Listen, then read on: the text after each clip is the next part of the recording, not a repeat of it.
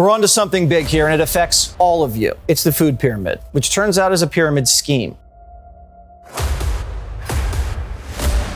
The average American now carries 23 extra pounds. Heart disease and stroke will claim the lives of 460,000 American women. Prostate cancer is now the most common cancer in American men. Diabetes. Life-threatening diabetes. Since 1975, the percentage of Americans who have type 2 diabetes has more than tripled. Clearly, the Western diet is taking a toll. This should serve as a wake-up call. We have a growing problem, and the ones who are growing are us. The food pyramid is one giant scam. See, back in the 1970s, before the food pyramid was a thing, the USDA needed to create the next food guide to release to the population. So they hired a few experts. But unfortunately, one of those experts they hired was a woman named Louise Light. And Louise Light wasn't bought out by big food. She actually cared about nutrition, and she would soon pose a problem. Louise Light went right to work, proposing a new food guide that was actually pretty decent. It included 5 to 9 servings of fresh fruits and vegetables each day. It encouraged protein foods like meat and eggs. Instead of shaming natural fats, it encouraged things like 4 daily tablespoons of cold-pressed fats like olive oil, while really limiting sugar and refined grains like processed bread, crackers, and cutting out candy and junk food altogether. So, as you can see, all pretty reasonable stuff. Louise Light and her team proudly submitted the new guidelines to the USDA, but they rejected it. And instead, they released a modified version that was so perverted, it was almost unrecognizable from the original.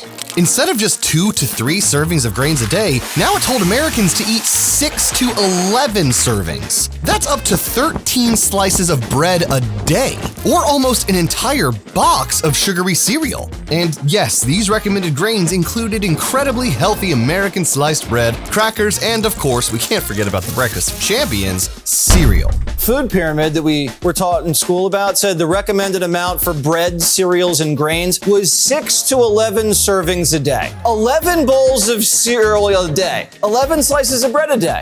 While meat, fruit, and vegetables, those disgusting foods now only made up a tiny portion of the recommended diet, and the public just blindly followed along. This food pyramid was officially introduced to the masses in 1980.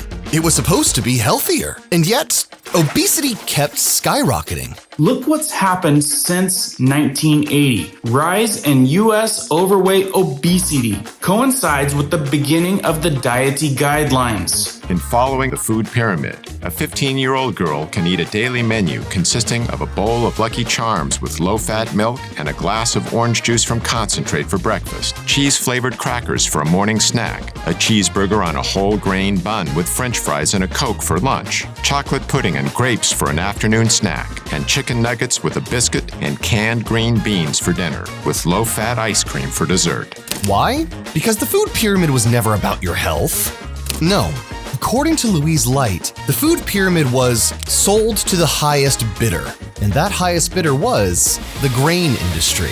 Our federal dietary guidelines, the official government advice for how we should all eat to stay healthy, tell us to limit saturated fat to just a couple of bites a day and make carbohydrates more than half our daily calories. The first dietary guidelines recommended 50 to 55% of your calories are supposed to come from carbohydrates, mostly grains. Since the 1960s, the American Heart Association has been saying saturated fat is detrimental to cardiovascular health. You need to get it out of the diet. I was astonished to find that there simply was no evidence. What is the evidence? A big, big zero.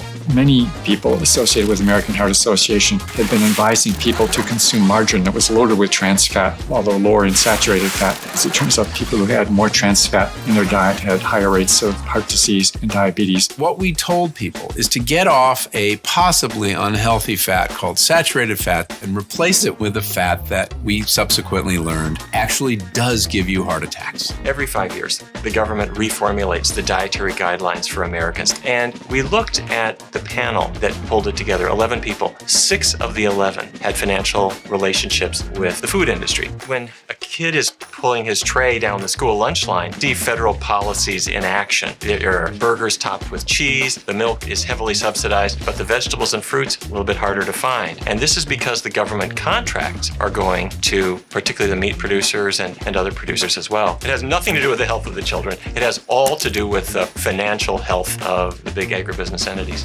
Welcome to Evil Food Supply, and this is the giant scam that is the food pyramid. Watching the footage of the 50th anniversary of Apollo 11, I was struck by how not fat everyone in the crowd was. We looked like a completely different race of people. I think the food pyramid is great if you're standing on your head, because you need to turn that pyramid upside down. You can't be serious. That would put butter and fat at the top of the damn food pyramid!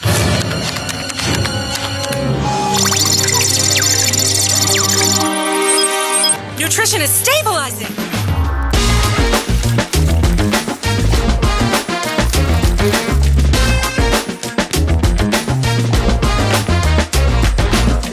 One of the ways big food spreads its lies and propaganda is through the mainstream media. Oat milk. Oat milk. Oat milk. This is oat milk.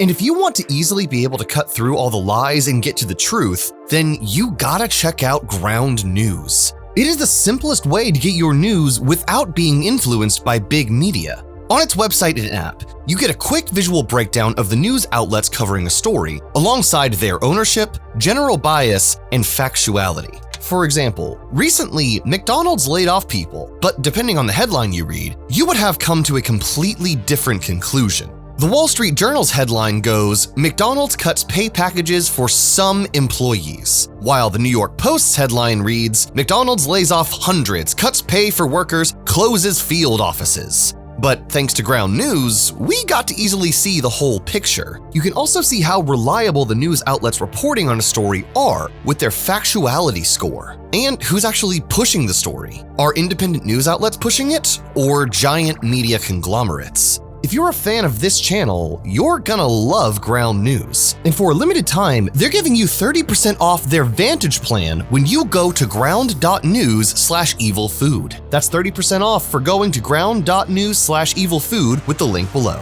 Thanks to Ground News for sponsoring this video.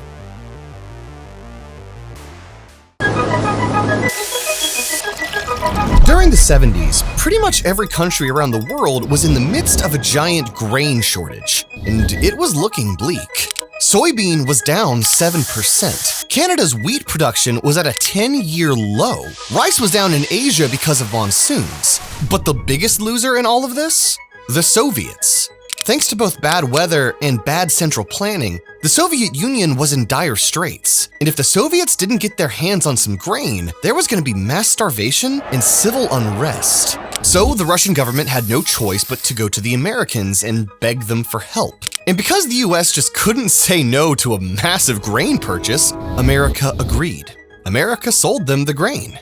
And because there was a worldwide shortage of grains during that time, grain prices were very high, which made this an insanely lucrative deal for America. In fact, it would go down as one of the biggest grain trades in history. And this profitable ordeal got a man named Earl Rusty Butz thinking. Earl Butz is a very important man in this story. He was the Secretary of Agriculture at the time under President Richard Nixon. And at the time, Nixon was up for re-election. And when you're in a powerful position like the Secretary of Agriculture, you obviously want to stay in power. So Earl Butz needed to do everything in his power to guarantee Nixon won re-election. So Butz concocted a plan.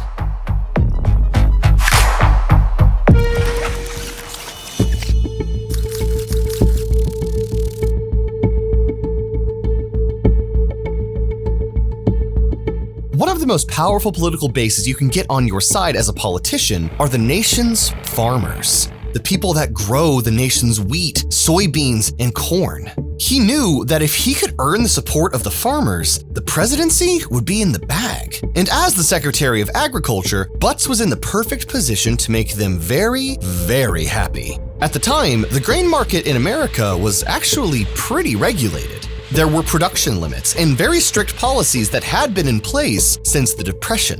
So Earl Butz used his position as the Secretary of Agriculture to deregulate the grain market. No more production limits. Farmers could grow as much as they want. On top of that, to let the farmers make even more money, he subsidized grain sales to Russia. In other words, farmers got free money from the government every time they sold grain to the Soviet Union. On top of that, Butz believed that the bigger the farm, the more productive it was. So he pushed farmers to consolidate.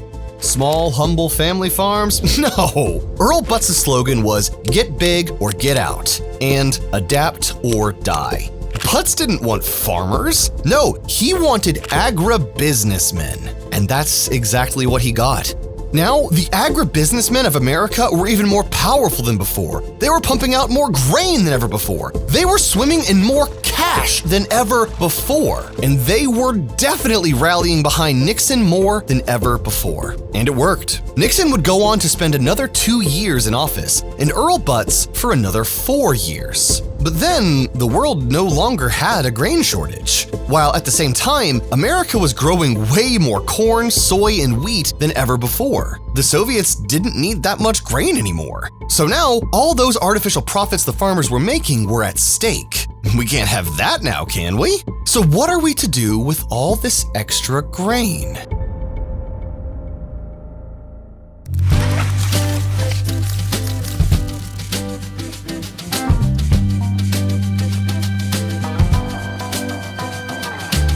For a strong body and a bright future, serve your family Nabisco shredded wheat with improved wheat protein. As one of these agribusinessmen at the time, with the global famine unfortunately waning off, you needed a way to convince the American public to eat way more grain than ever before. But one pesky little thing was getting in the way: meat. Americans were just eating too much of that disgusting meat that humans have been eating for hundreds of thousands of years. Meat that contains all the nutrients you could ever possibly need. So how are you going to convince the entire population to give up meat for a diet of white bread, pasta, and cereal? Well, conveniently, heart attacks were a nationwide epidemic at the time. In the 1970s, middle-aged men were starting to develop heart disease at rates never seen before in history. And cancer, which used to be pretty rare, was also becoming more and more common at the time. And instead of blaming these diseases on all the chemicals that got pumped into the air and water at the time, or the recent popularization of processed foods, you had the perfect culprit to blame heart disease and cancer on: meat and saturated fat. Saturated fats are the fats in red meat, eggs, and milk. Enter the diet heart hypothesis. The diet heart hypothesis was created by a physiologist named Ancel Keys, another important person in our little food journey. According to Keys, the reason why so many men were suddenly keeling over with heart attacks wasn't because of cigarettes or high-stress jobs or processed foods. It was the cholesterol in all that horrible saturated fat they were eating. Keys claimed cholesterol, saturated fats, and meat was literally transforming into a sticky, cream of wheat-like plaque in the arteries of the heart. And apparently, the more of this plaque someone had in their arteries, the higher their risk of heart attack. But that was all a lie. Even though other studies came out showing that saturated fat isn't the biggest cause of arterial plaque, and that plaque is mostly made of calcium, the people still went wild for the diet heart hypothesis. Seriously, everyone was falling for it. Now, everyone thought that animal fats were just as bad as smoking cigarettes, and the agribusinessmen loved it. Big government and big agriculture had successfully duped the public into thinking that meat that humans have been eating for hundreds of thousands of years was now all of a sudden gonna kill you. But seed oils and grain-based processed foods? Nope, that's A-okay. Now, grain manufacturers could peddle their dirt-cheap grain-based products as miracle foods that could save lives. Don't you know that it's worth every treasure on earth to be young at heart? For as rich as you are, it's much better by far to be young at heart. A healthy life is a happy one. Make Mazola part of your healthy diet. Mazola is 100% pure corn oil, low in saturated fats with no cholesterol. While reality couldn't be further from the truth. What is the effect of having a high vegetable oil diet? If you have a lot of corn oil and soybean oil, what happens? Well, in nearly a dozen of these studies, they found a number of worrisome things, including that in all the experimental groups, they died at higher rates of cancer. The stage was set. You tricked the entire country into believing that saturated fat was the devil, and that grains will not only cure you of all diseases, but give you a long, healthy life. Now, you just need to make your new diet official.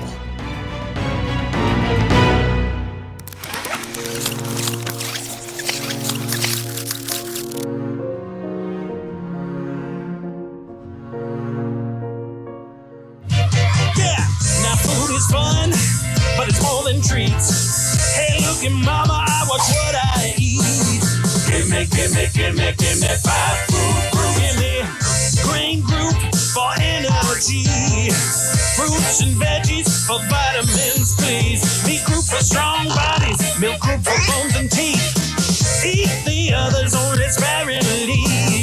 Give me 5 food groups. Give me 5. In 1980, you released an official book of nutrition guidelines called The Dietary Goals of the United States. These guidelines stated that Americans should substitute starches for fat, choose lean meats over fatty cuts, limit intake of butter and other added fats, and limit the use of eggs and organ meat. Wow, how convenient. Don't eat fatty cuts of meat like ribeye, one of the most nutrient-dense foods in the world. Don't eat organs like beef liver that are even more dense in micronutrients. No, feed yourself and your children basically the equivalent of animal feed. And because of these new food rules, school cafeterias would have to serve more grains at lunchtime, including things like pizza and brownies to meet the grain requirement. And hospitals would have to give their patients 6 to 11 servings of grain per day, to make them healthy and strong. Although not in the shape of a pyramid yet, this would be the foundation of the food pyramid we all know and love. And yes, when you first released these new guidelines, people definitely complained. Health professionals said that the guidelines were pure pseudoscience, and the meat industry did everything they could to get meat back into the picture. When you released these guidelines in pyramid form, the meat industry forced you to change their section from red to purple because they were afraid that the color red would scare people away from eating meat. And you gave them what they wanted to a degree, but you never shifted from grains and carbs being the bedrock of the American diet to this day. Plus, you couldn't take out grains even if you wanted to, because refined grain products like white flour, breakfast cereal, corn oil, and high fructose corn syrup are America's most lucrative foods. Take away Coca-Cola's precious corn syrup or Nabisco's white flour, and these companies will lobby you into the ground until you turn the tables back in their favor. You'll never be able to remove grains from the pyramid. But Americans shifting to grains led to one bad after effect.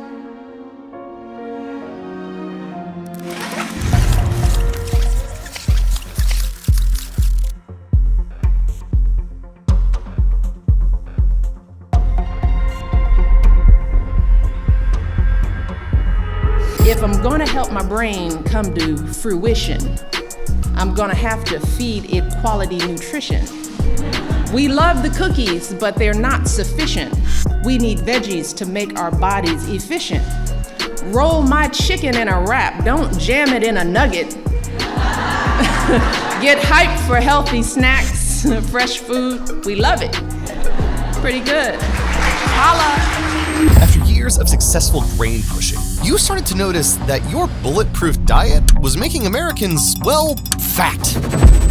So why is it that Americans keep getting fatter in spite of government efforts ranging from calorie posting to new school lunch programs? Being overweight and obese is the second leading cause of preventable death in the US. And the public was starting to notice. The food pyramid was losing its edge. It needed a rebranding. So in 2011, you switched gears. Overweight, Obesity rates are at dangerously high levels. The Obama administration has worked to support Americans who want to improve their health and nutrition. MyPlate is a departure in the food pyramid we're used to seeing. It's an easy-to-understand visual, which shows how to build a healthy meal based on the 2010 dietary guidelines for all of America. You changed the food pyramid into a simple plate format and filled half of it with low-calorie fruits and vegetables while still keeping refined grains and seed oils as part of the recommended diet. Because if Americans ate more fruits and vegetables, they'll naturally consume less calories and will obviously become thin and cured from diseases, right? And sure, people might still be malnourished and slightly hungry all the time, but come on. You gotta solve this obesity epidemic before it really gets out of control. And this epidemic was all your fault in the first place. But the American public will never find out, especially when their brains are too weak from lack of nutrients. The new MyPlate thing is slightly better than the food pyramid. It recommends less grain, but still recommends refined grain products like burger buns and pizza. And even to this day, grain manufacturers like General Mills are still doing whatever they can to sneak their obesity-inducing cereals into the dietary guidelines. We found that 95% of that committee had a tie with the food or pharmaceutical industry. And over half of those members had more than 30 such ties. One member had 152 ties.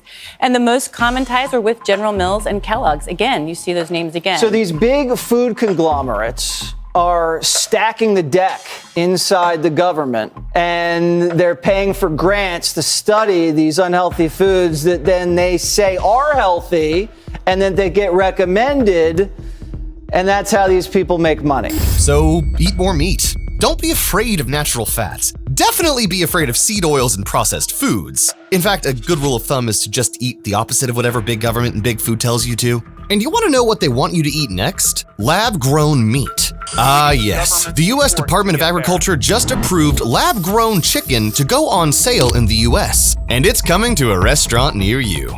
To grow lab-grown meat, they use immortalized cells, which is a fancy word for cancer cells and pre-cancer cells. Put those cells into a petri dish and slowly grow it from there. And yes, it's as disgusting and potentially dangerous as it sounds. You can bet that we're gonna be making a video on it soon, so make sure you click that subscribe button. But it's gonna take a minute. That's why we broke down everything you need to know about lab-grown meat in our latest newsletter that you can read in less than 5 minutes by clicking the square on the screen. This newsletter is where we update you on breaking news about our food supply, just like this, way faster than we can make a video on. So click the square on the screen to read it now.